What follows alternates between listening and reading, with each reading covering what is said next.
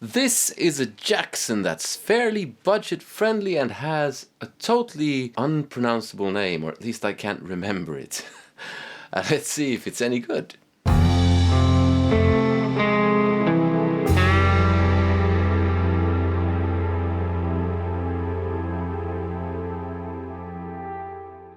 Hello and welcome to another video with me, Elmo J. Karilainen. It's good to have you along. You can call me this guy if my name is tricky to pronounce. Today I'm taking a look at a fairly affordable Jackson. Now, I'm gonna need my phone to say this model name because it's like, I don't know who comes up with this stuff. Yes, this is the instantly recognizable name of Jackson JS32Q Dinky AHTPB. JS32Q Dinky AHTPB. The name doesn't make the guitar. The guitar makes the guitar, and the name is what it is. Let's check out looks and specs and feel, and let's see what it sounds like. So it has a poplar body, quilted maple top, bolt-on maple neck, amaranth fretboard, pearloid shark fin fretboard inlays. Scale length is 25.51 inches, compound fret radius 12 to 16 inches, nut width 1.69 inches. Floyd Rose licensed Jackson locking nut, 24 jumbo frets, which is nice because I like jumbo because I like scallops, and that's the next best thing. 2 Jackson high output humbuckers, 1 volume, 1 tone, 3-way switch. Floyd Rose licensed Jackson double locking tremolo. Jackson sealed die-cast machine heads. Now, just taking a look at this, this is something that a 13-year-old me would have been like, wow, that's so cool! Or, sorry, wow, that's so cool! Because, yeah, voice cracks and all that. However, 42-year-old me, yeah, I can see the appeal. Personally, it's not my thing anymore. But again, the finish of it, that's subjective. Someone will love it, someone will hate it, and you will have everything in between. It looks quite nice, actually. Neck joints, quite good. Tuners look nice. The grain of the wood, nothing special, but nothing terrible either. Quite nice, I would say. When it arrived, I tuned it up. It arrived with a broken string, and the rest of the strings were way off, all too loose and whatnot. So I changed one string and tuned it up, and yeah, every note or every string on the first fret just sounded like. So the neck was way bent that word. That was fixed with the truss rod, so you just tighten the truss rod a bit, and now it's fine. Then it also had quite sharp fret edges, not really fret sprout as such, but I rounded those off because it was a bit uncomfortable to play. Now again, some people will say that fret issues or fret end issues are they're just easy to file away, and fair enough if you're accustomed to that kind of thing, yeah.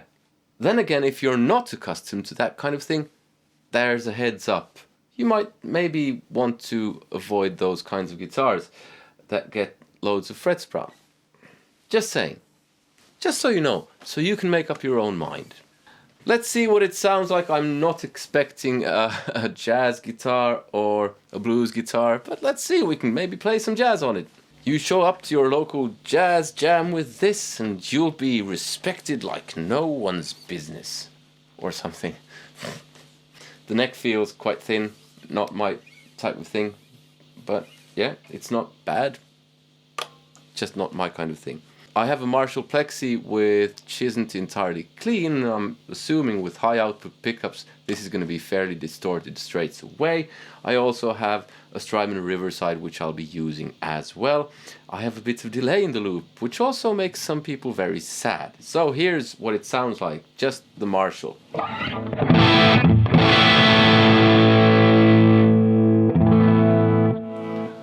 luckily you can clean up stuff with the volume pots.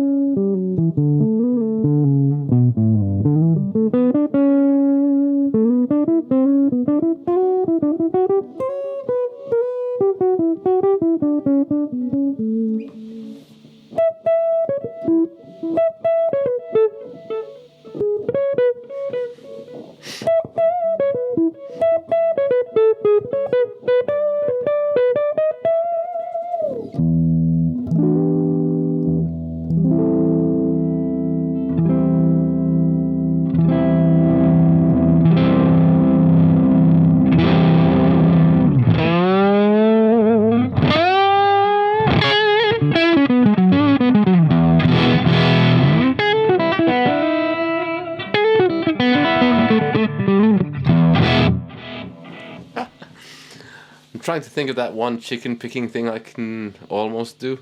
Can't do it.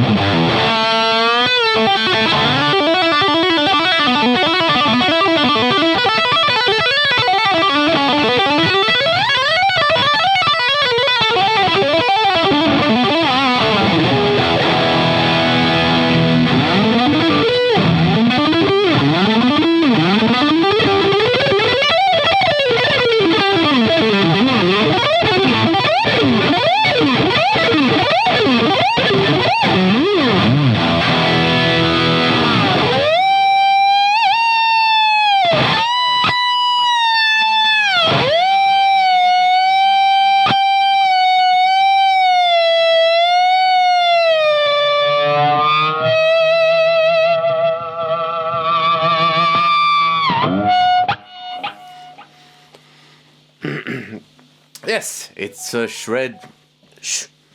Yes, it's a shred machine and it stays in tune, I would assume. At least let's see how it stays in tune. It's a Floyd Rose, so it should.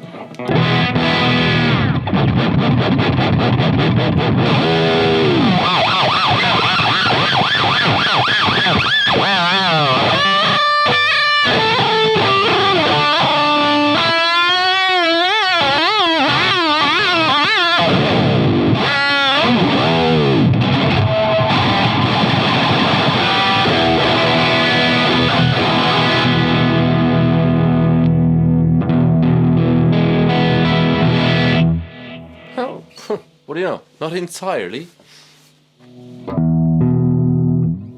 Yeah, something's a bit off there. Might just be very new strings and it'll probably settle. Although I did stretch them out. Yeah, what do I think? Well, I mean, it's quite good. I would say it's nothing special, even for 350 or whatever it was I said it costs. I mean, it certainly looks the part of a shred axe. Not my cup of tea, this type of thing, but if it floats your boat, it's definitely something that you can take a look at. Same thing I sometimes say, and when I don't say it, it's just because I forget to say it. Try before you buy. If you buy online, make sure you can send it back, because hey, you might get a dud one. Guitars are individuals. But after a bit of setup and fretwork, it's quite good. It won't make any of my top 10 videos, but then again, it won't make any kind of list of avoid this guitar. If you want something better that's roughly in the same price range, I prefer the Gem Junior by Ibanez. But again, that might just be a matter of taste, and it might just be down to the individual guitars that I tried. So, if you want to watch more of my guitar reviews, there's a playlist here. There's also a playlist with my music. Please check that out. Subscribe if you haven't already. Hit that bell notification thing. Click like if you liked the video. Click dislike if you disliked it. Comment, let me know what you thought. And join me on Patreon. You get access to all of my music, my Guitar Academy with lessons, and a bunch of exclusives. You can even take that stuff for free if you want to. There's a link in the description to that. I hope to see you in another one, and I hope you have a very nice day. Take care. Goodbye!